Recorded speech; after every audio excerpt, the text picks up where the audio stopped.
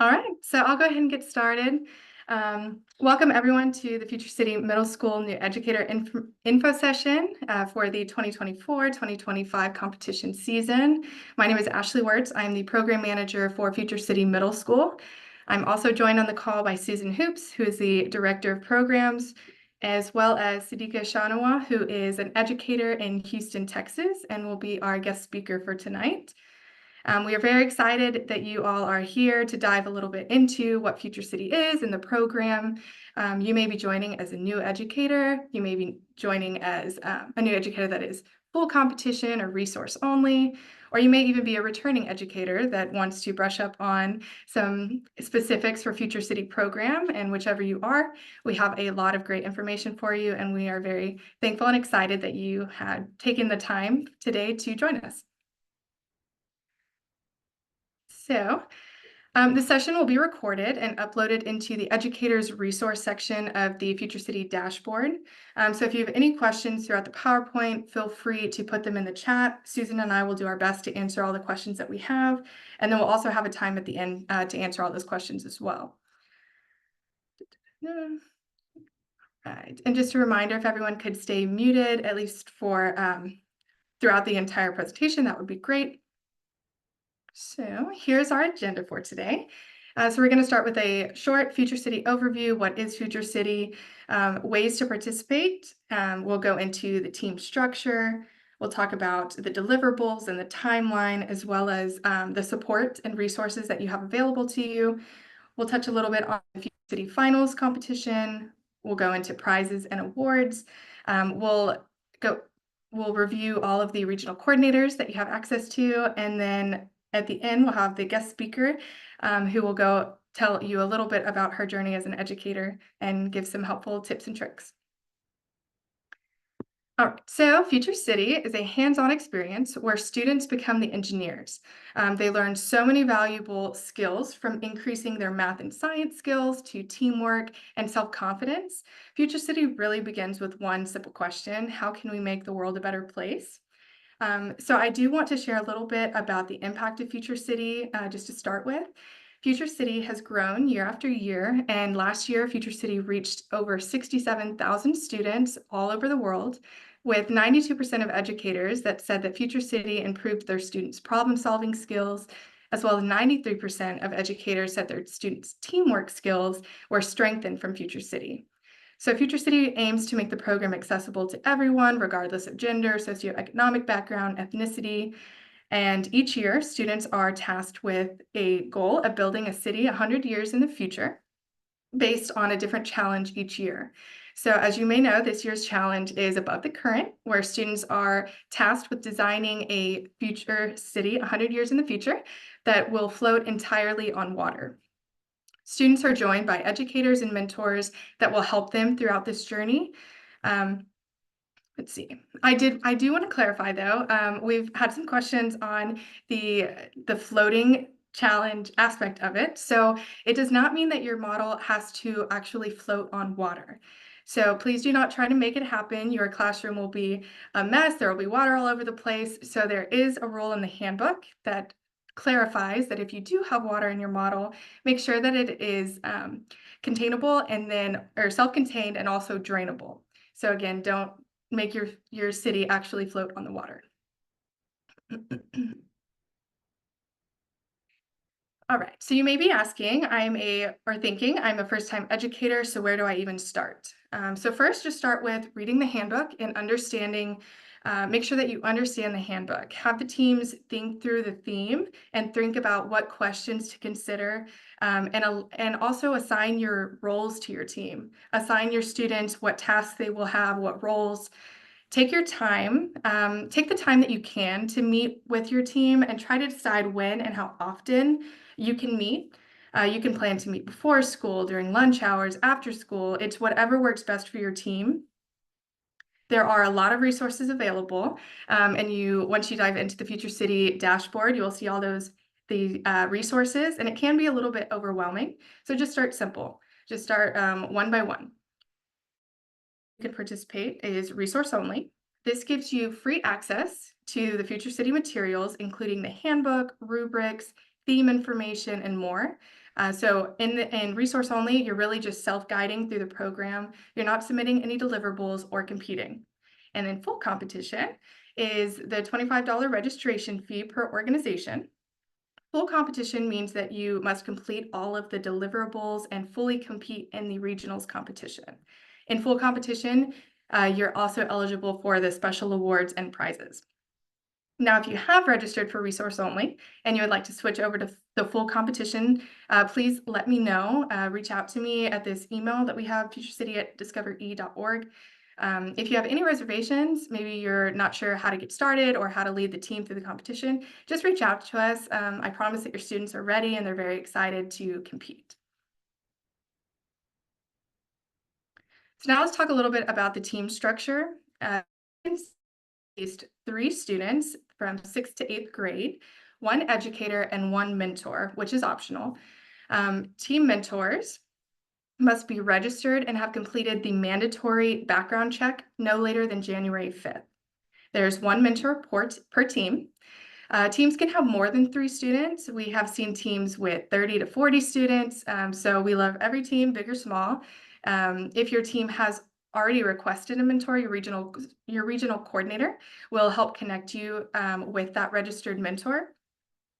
Teams meet based on the time that they have available. So you can meet for a couple hours a week, after school, during school. There's no set schedule or right or wrong time. Whatever works best for your team to help you work on your project. I do want to say each team will need to select 3 presenting students. These students must be the same students for both the regional and the finals competition if you do advance to the finals competition. Unless there are underlying circumstances occurring that are laid out and indicated in the handbook, you may send us a request if there's something that does come up, but those 3 students do need to be the same for regionals and finals. And during the presentation, these 3 students will be the only ones who are allowed to present and answer questions directly from the judges.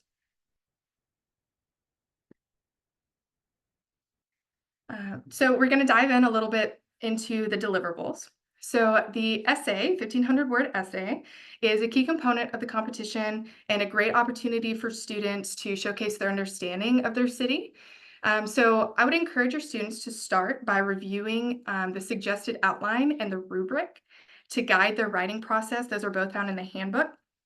Have them create a rough draft first to kink out or work out any initial issues, keeping the rubric close by so that you know that you are hitting all of the required elements that are included in the essay. Remind them that 1,500 words really isn't that much space. So they do have to be careful in deciding what aspects they would highlight in the essay and what aspects are better highlighted in, say, the model or the presentation. Word count does not include the titles or reference list, but it does include the captions and words that appear in graphics, illustrations, or tables. That's in the handbook if you need to refer to that at any point. Some details that might be better represented in the model rather than the essay itself, so just keep those in mind. And utilize the questions to consider handout. Make sure that they refer to, there's a city essay checklist in the handbook as well to ensure that they haven't missed anything. And lastly, make sure to submit your essay online through the dashboard by the deadline that your region has set. The deadlines do vary by region, so just make sure that you're keeping up in the dashboard and making sure that you're on time with those deadlines. The model is often one of the most exciting and creative parts of the competition.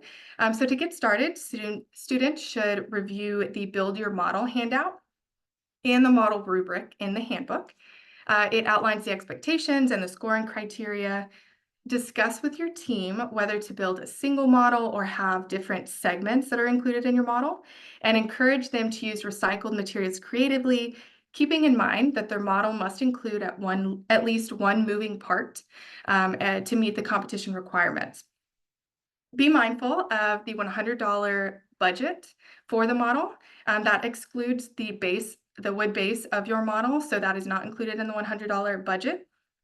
And then just plan accordingly. So there are various activities in the dashboard designed to help prepare for the model deliverables. Remind your students that they can incorporate posters, trifolds, and even costumes as part of their display, but these must also be accounted for within the overall budget. So to go a little bit deeper, the $100 budget are for items that are donated or have been previously used but can't be recycled, such as mirrors, wood, magnets, holiday ornaments, old toys, lab coats. And then they need to be assigned a fair market value for those items. So Facebook Marketplace and eBay are great places to start and to find the fair market value.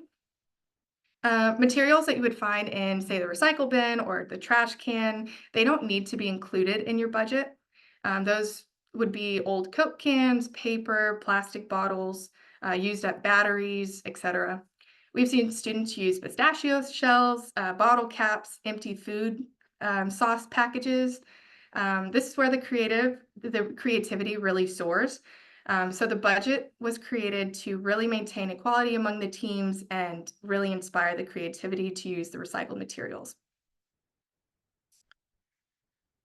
Uh, and then the presentation, a little bit here. The presentation is a critical part of the competition as well. It allows the students to bring their city to life and engage and connect with the judges. So I would start by reviewing the questions to consider and the rubric that are both provided in the handbook. This helps the students structure their presentation effectively and discuss how to best showcase the model during the presentation, and then guide your team in selecting the three presenters. So just when you're assigning those roles and selecting those three presenters, just help them with that. And then I would also encourage a lot of practice sessions in front of mentors, teachers, parents, and friends.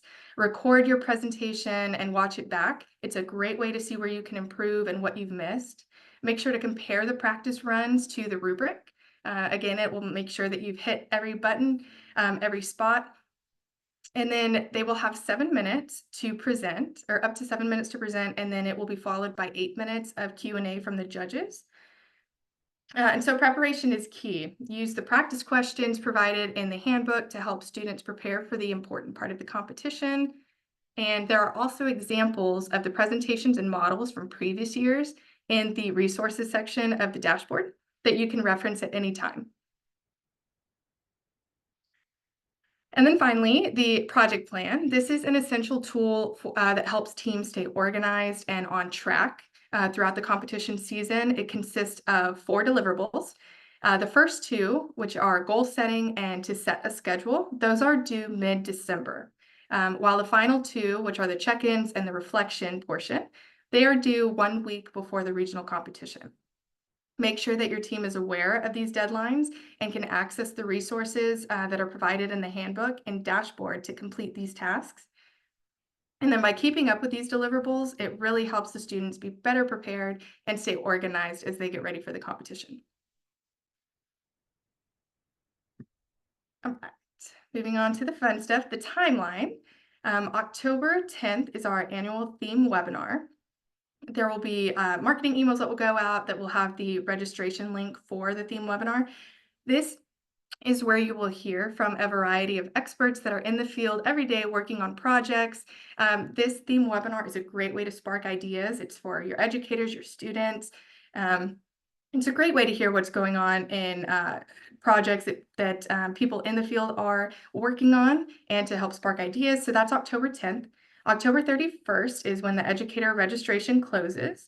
So if there is anyone on this call that is that hasn't registered yet and is ready to, it closes on October 31st. And then December, that's when the essay judging begins.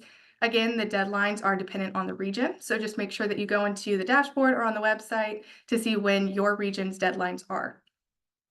January, that's regional competition. Again, those vary depending on the region.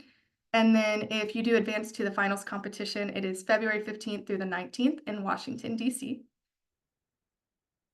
And then a good timeline if you want to brainstorm or have a minor timeline is September. Really just research and brainstorm with your team. October is a great time to start designing your city, thinking about what you need to incorporate. November, that's when you'll really start building the city, putting the recycled materials together. And then January is a good time to present your city. That's the only time to present your city. All right. So diving into a little bit about the support that we offer and we provide. So the resources and instructions that are in your Future City dashboard. Future City offers a wide range of resources to help guide the students through the competition process. So key materials includes the handbook, the rubrics that outline every component of how things will be scored. The handbook is a little lengthy, so it's important, but it is really packed with great information. So if you ever have a question, I would first refer to the handbook because likely there is something in the handbook to help answer any question that you have.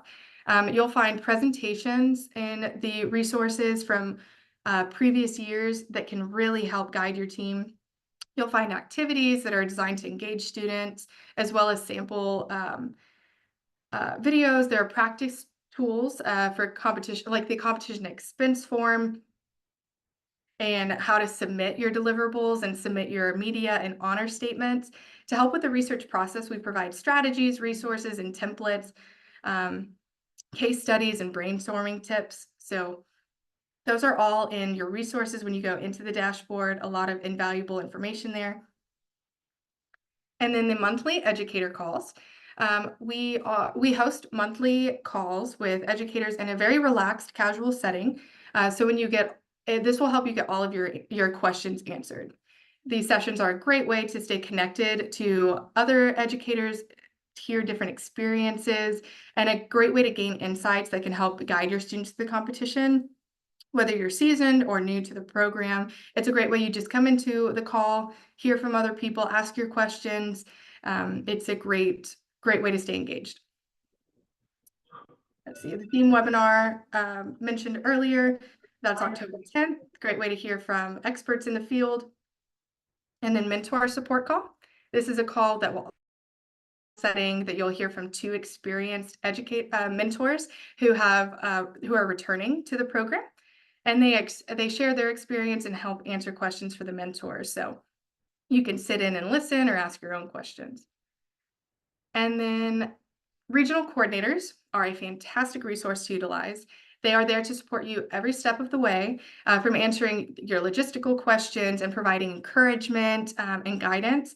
They are very deeply familiar with the Future City program and competition, so they are dedicated to helping your team succeed. Don't hesitate to reach out to them. They are always happy to help. Their information is on the website that I'll share here shortly.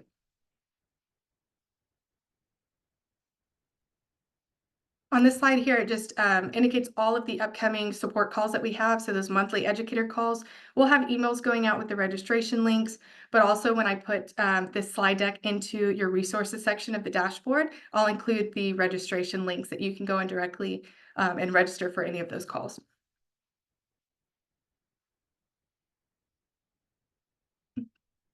Now, we're not going to spend too much time on the Future City Finals competition, but if your team does advance to the finals competition, we'll reach out to you to coordinate your flights and hotel accommodations. Please note again that the three presenters from regionals must be the same presenters for the finals competition. Future City pays for the cost of travel for the 5 official team members, so the 3 students, 1 educator, and team mentor only.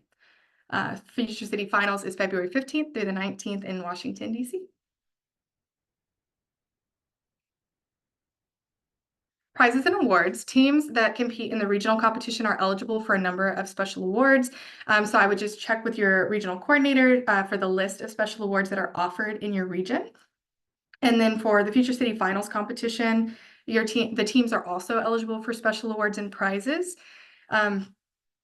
So the prizes for the finals: first place gets $7,500 for the organization's STEM program and a trip to the U.S. Space Camp in Alabama. Second place is awarded $5,000 cash prize for the organization's STEM program. Third place is $2,000, and then fourth and fifth will receive $750 for their STEM program. So the regional special awards, NCEES and PMIEF, I wanted to share a couple of special awards that have from previous years and that will also be returning to your regions this year.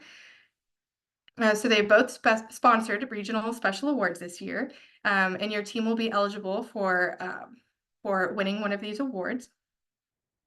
NCEES, so here's an example of what the special awards will look like and the criteria that the different sponsors those awards. So NCEES, they will be choosing a team that best meets the requirement of a design that employs the best land surveying practices.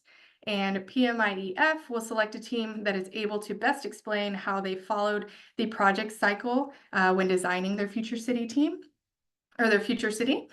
And so these are just a couple of examples of what to expect from the special awards. And all right, so there are 38 US regions. Your regional coordinators, like I've said, are there to help every step of the way. They're there to help connect you to a mentor and to provide competition information so you can connect with them. Their emails are all on the website, Future City website, that you can connect with them directly. So please utilize this resource. They are amazing and they are always there to help. Now I'm going to turn it over to our guest speaker, Sadiqa Shnawas, is an educator at the Al Hadid School of Accelerative Learning, which has been participating in Future City since 1997. This year marks Sadiqa's 6th year leading a team through the program. And last year, her team, FIRSA, placed 4th at the Future City Finals competition. So she's here to share a little bit about her experience. Thank you, Ashley. Hi, everyone. So glad to be here. So, well, like when I started, it was like in 2015. I did Future City for like 3 consecutive years and then moved to Seattle for 4 years, came back to Houston and jumped back in. So this is my 6th year and I'll be doing Future City Middle and High School. So do you have any questions? Any thing? Because I remember as a teacher when I started, there were like no resources at all. And it took a lot of time, a lot of effort, a lot of planning to set it all up. And, it's just, I'm really passionate about this program. So if you have any questions, I would love to answer them. Okay. So I'm sorry, let me open the chat. I'm sorry, are we just allowed to unmute and ask you a question? I think that should be fine. Like I see there are some in the chat. I'll just read them out. Is there an educator forum like Discord? Not yet, but I have got in touch with an educator from Arizona and she wants to know how to start working on this together. So, we are planning to meet up online and introduce our 2 teams to each other and then, just talk about what's working, what's not working. So just brainstorm together pretty much. But it would be nice to create one for sure. Is there a due date to let you know which of my students will be attending our team to regionals? I think that really depends on your regional coordinator. The Houston region, where we compete, we have our first deliverable due in around mid-October, which is a part of the project plan. And over there, so I would say do not wait till more than the end of September to get started. Like the earlier the better, can younger students, I believe there's something for elementary in Houston region at least, but they don't compete, but you can get the resources for that. Yes, some regions do offer a junior competition and it varies by region. But for the Future City Middle School program, they must be in 6th through 8th grade. And then, yeah. That's right. Sadiqa, do you have any suggestions on how a team can select roles throughout their team or how they can start planning from day one? So what we do is the first meeting is all introductions and then introduction to the competition and the theme. So, we just go over what the deliverables are, basics of project planning, basics of essay writing, model building, things like that. And then I also go over the rules, and try to see who is a good writer, who would like to explore more in writing, who would like to do public speaking but is shy. So because presentation is quite a large component of this program. And then what I also do is show them a few videos on engineering before I introduce them to the mentor. So there are a few on YouTube. I'll be glad to share. I'll put my email in the chat over here. So there is one amazing video on YouTube that talks about the different fields of engineering. There's like a whole map put up over there. So we go through that, and I ask the student, okay, what sparked your interest, or like, what are you curious about learning? And if someone's like, okay, I'm really into like bionics or biomed, so I'm like, okay, fine. So you are the future biomedical engineer of the city. So each child gets an engineering role. And in fact, it's kind of really cute because I have these lanyards and ID tags with them with the Future City logo. And, so we have the future architectural engineer, and they kind of wear it with pride. And, the future biomedical engineer, the future structural engineer, things like that. And then they meet their mentor, and they all have that mindset, hey, we are here to engineer and actually work on this amazing project. And then they meet the mentor, and then we start getting into let's find a region in this place that, has a lot of problems. Like right now, it is like coastal erosion and sea level rise. Then we really get into the depth of the problem before we start brainstorming solutions. So the goal is to, like the future city goal is like, to how do we make the world a better place? So let's try to find the region with the worst problems that we can actually change and turn around, hypothetically, but that's how we get started. But yes, each student has a role to, like once they have, like, for example, their engineering role is fixed, I'm the environmental engineer, then they kind of go deeper into it. Like, what does an environmental engineer really do? And does that branch out into like, wastewater, water conservation, these kind of things? And then slowly, as we progress in our project and we come up with solutions, then students realize that no one actually works individually. Everything is interconnected. That's when we start building our systems. Like we have like someone who designs the road, someone who looks at, transportation, the transportation engineer or the mechanical engineer.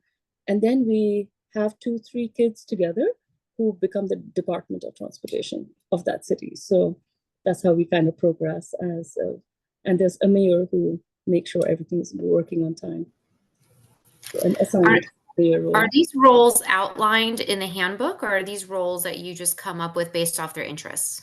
No, this is something I came up with. You came up with, okay, because I didn't see it in the handbook, so I was wondering where that was.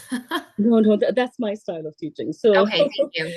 So this is like years of hit and miss, and like, what am I doing wrong, and how do I spark their interest, and things like that. So, once they have their roles assigned, everything else becomes so smooth. Because the most difficult thing I would say is to get like, get them started, get that curiosity sparked, and to get the ball rolling. What would you say are your top most important roles that you use every year? I would say definitely the environmental engineer. Last year we had, city on the coast, so we looked a lot at like tidal wave energy and everything. So every year, depending on the subject as well. Once we had like an age-friendly city, that was a topic in, I believe, 2017-18. So we had someone getting into biomedical, and that was the most important role. But again, the way a city is, there's so many different systems synergizing together, and sometimes they have surprised me by, coming up with their own, like, I do not know about ecological engineer. That's something new I've learned this year. So at the end of the day, everyone is important. But of course, there are some, like, I wonder what will happen this year. So now, along with these engineering roles that they start researching on, there are also like team roles. So there are the essay writers, the project planners, the project managers, and like the presentation, like the costume designers, kids who design the posters either on Canva or just the artists and all that. So we have like the competition roles that are the essay writers and managers and things like that. And then there are the research roles, and people, like, everyone definitely has a research role, but the competition roles are optional. And kids who are the writers, the more they research, the higher the chances of becoming a presenter. Any other question? I hope that answered the question fairly. It did. Thank you. Hi, I had a question, and this is related to just interpreting the theme. You know, when Future City gives a theme, that theme is kind of generally a little open. Like this year, when I see it says a city floating in the water, so that could mean like really independent out in the ocean, or it says extension of coastal and things like that. So, you know, can I just let my kids freely interpret how this city can be designed? Should people be on the land? Should resources be on the water, and the different segments and things like that? Will any of this be considered wrong, or is it totally okay to allow them to interpret it however they want and float whichever part they want? I can, sorry, Yes, Sarika, go ahead, Ashley. I can jump. Go ahead. Sorry. So I would say like mostly on water, because that's the whole challenge, you know, the coastal erosion and sea level. But you can also like have some connection to land. Somewhere the city will be tethered or connected in some way or the other. Um, but I would say let them, you know, choose what they like, let them imagine. Most of the city should be functioning on water, but there could be some things like certain industries that could be on a coast, on land, because it would be impossible. Like we are learning that some things just need to be on land, but most of our citizens could be thriving, happy, and healthy on the floating part of the city. That's what my interpretation is. Go ahead, Ashley. Yeah, you great answer, Sarika. So it's really up to interpretation if you want it attached to an existing coastal city, if you want it entirely floating, disconnected, and that's part of the challenge is having the kids decide what they want to include in their infrastructure, how they want things to be designed, and how they make things work. How they're going to get their food, electricity, waste, all of that. It's completely up to your interpretation. You can have your kids go for it. There's also a really nice website. I think if you just Google climate, I'm so sorry about the noise in the background, but if I wasn't expecting guests at this time, but the thing, I think it's called climatecenter.org/climate change or something. Again, you know, I'll put my email address here. So a lot of kids actually looked at that website, and it shows a whole timeline of the coastal erosion. What's going to happen in a specific region, 2030, what does the place look like 2050? And you know, you could keep going 100 years in the future.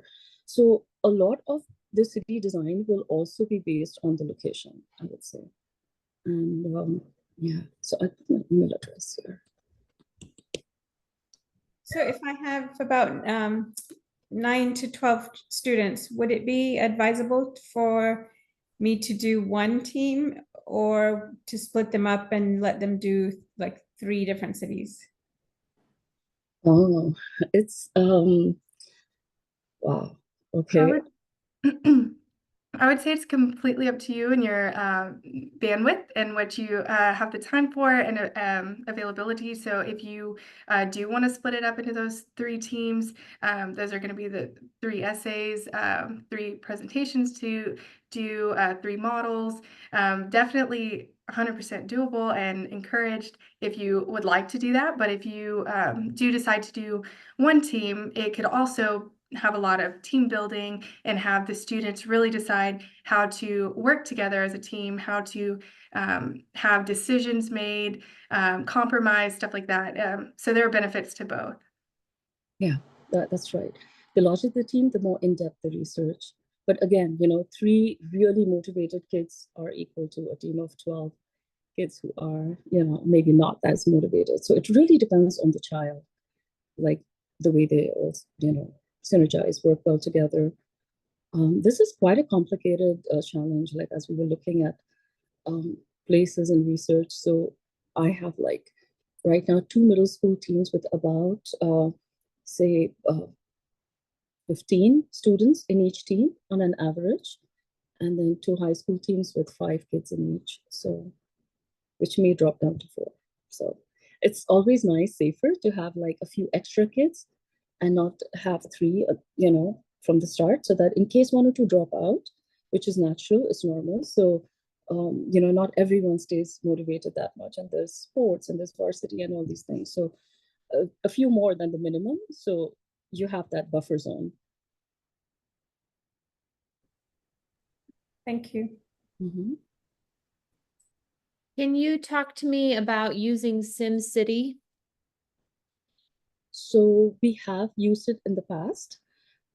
I do not use it as much now. It's more like a reward later after we are done with certain research, just because I feel, this is my personal opinion. I feel kids are gaming so much online, and although this teaches a lot, but then there are a lot more other YouTube sources or other things that teach them.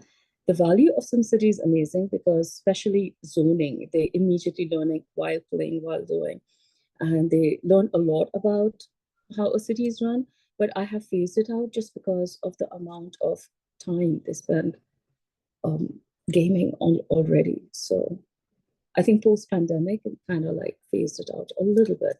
But it does have its value, especially for the younger kids coming in, sixth graders, who just are learning about how a city functions and runs. So I haven't actually gotten into it yet, but I was noticing that it was just kind of like a suggested idea.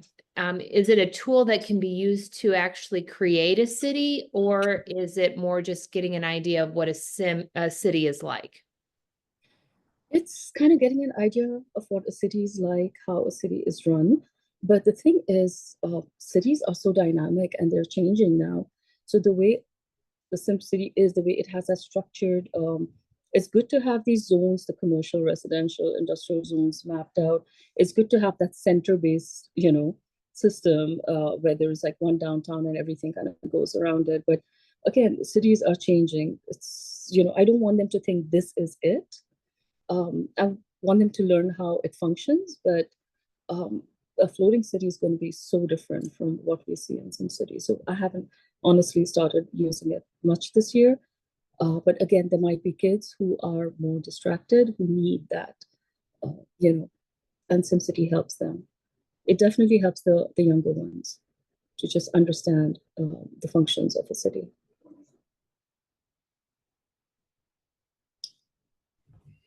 Can you please tell me what the website was again, where you said it shows the timeline of coastal erosion? Yeah, it's somewhere in my, if you just give me a few seconds, I know it is saved somewhere in my resources. Give me a second before I forget. So should be.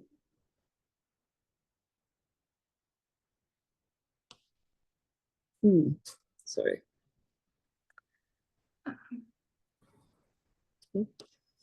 In the meantime, coastal.climatecentral.org. Let me just try to copy paste it right now. Thank you. Sure.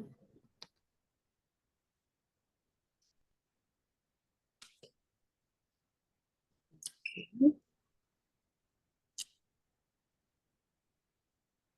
Siti, what would you say one of the biggest challenges that you faced in your years of being an educator, and how would you say that you overcame that?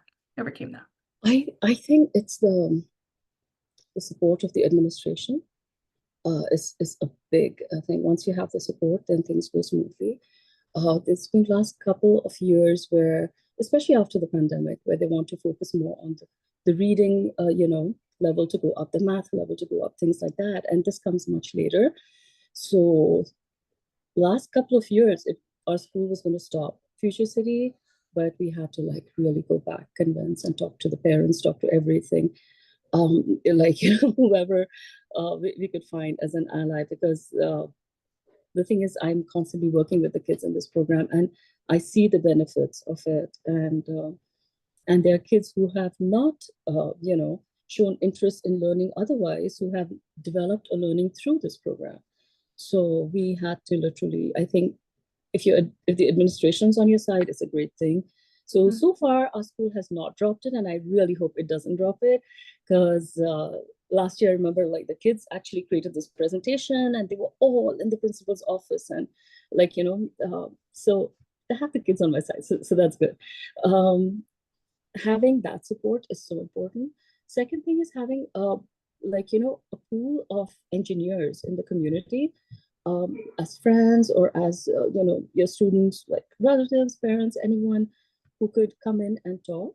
There are many organizations, nonprofit, that would actually, um, help you out with this. So just creating that pool of resources, having materials in your classroom or your workspace where you collect all these recyclables, so that, like, beginning of the school year, we have our donation boxes set up.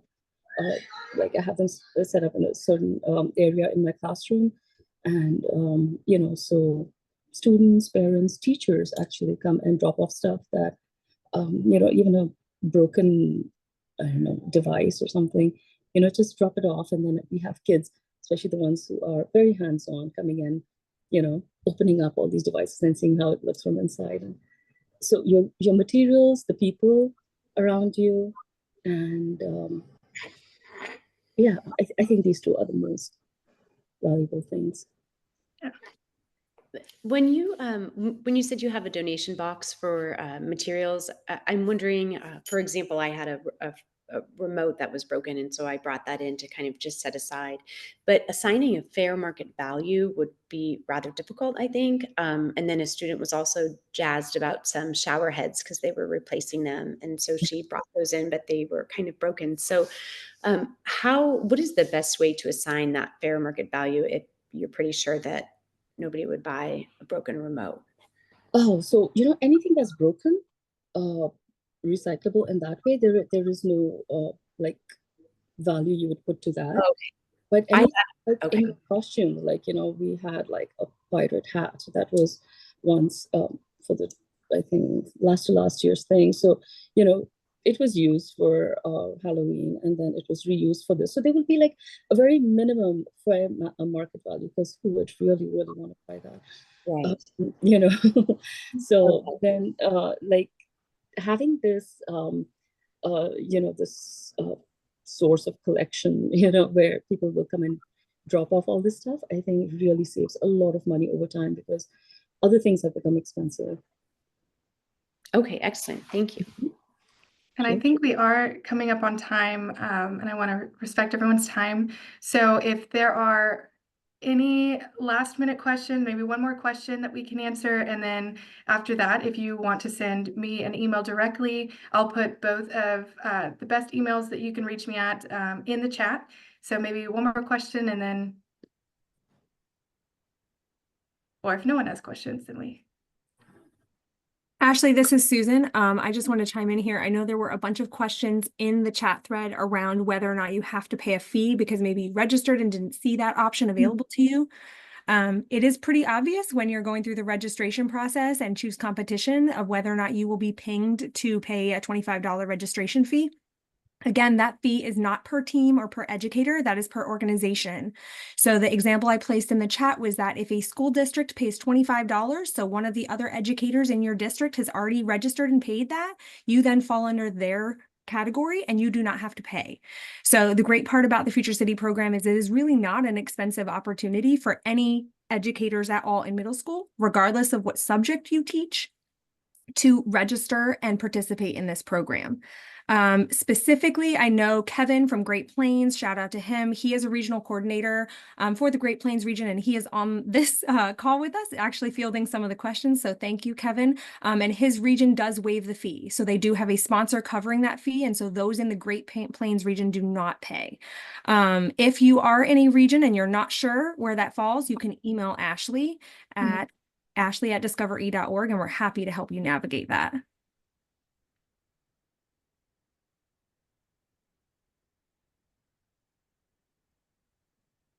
Yes, thank you so much, Susan.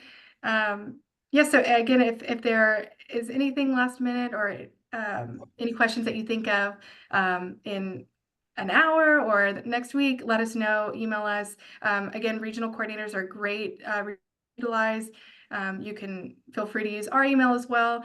And just let us know if you have any questions. I want to thank Sadika for joining us as a mentor. I'm sorry, as an educator. Guest speakers, thank you so much for your time. And thank you everyone for joining us.